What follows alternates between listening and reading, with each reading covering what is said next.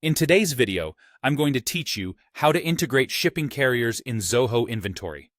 Integrating your shipping carriers lets you pull live rates, generate labels, and track packages right inside inventory, so your team doesn't have to bounce between tabs. Here's how to connect it from start to finish. Start by opening your browser and searching for Zoho. Head to the official Zoho website and sign in. If your company uses multiple regions or data centers, make sure you're logging into the correct one. You'll need a user role with permission to manage integrations. Once you're in, you'll see the app launcher. From the list of apps, choose Inventory. This takes you to your Zoho Inventory dashboard. Inside Inventory, go to the gear icon to open Settings, then select Integrations. This is where all the available partner connections live, including shipping. Scroll to the shipping section and locate the carrier you want to integrate. You'll typically see options like major parcel carriers, and in some cases, an aggregator such as EasyPost. If your carrier works through an aggregator, set up the aggregator first, then add each individual carrier within that same integration panel. That keeps billing and label generation consistent.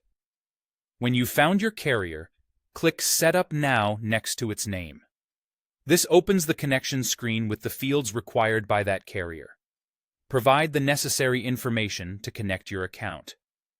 For example, if you're connecting UPS, you'll enter your account number and details from a recent invoice so the system can verify ownership.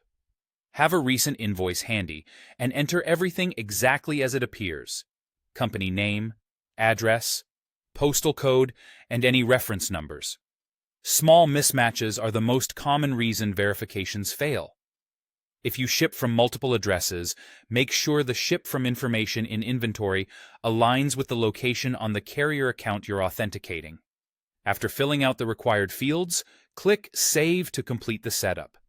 Inventory will validate the details with the carrier, and once confirmed, your account will be connected. If validation takes a moment, that's normal. Just wait for the confirmation message. If it doesn't connect, review the entries, check the invoice date range the carrier requires, and try again. That's it. From now on, when you create packages or shipments in Zoho Inventory, you'll be able to select the connected carrier, compare available services and rates, and proceed with label generation and tracking without leaving the app. Thanks for watching, and happy shipping.